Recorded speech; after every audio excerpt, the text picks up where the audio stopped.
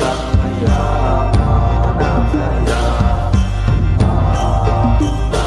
ดังแสนสิริกันธาสาธุพันเตยามายาเจ้าแห่งนาคามุ่งรักษาบำเพ็ญฌานสละบริวารทรัพย์สถานอันอุดม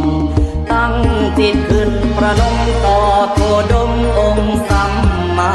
งดงามจาริยาตั้งศรัทธาไม่เสื่อมคลาย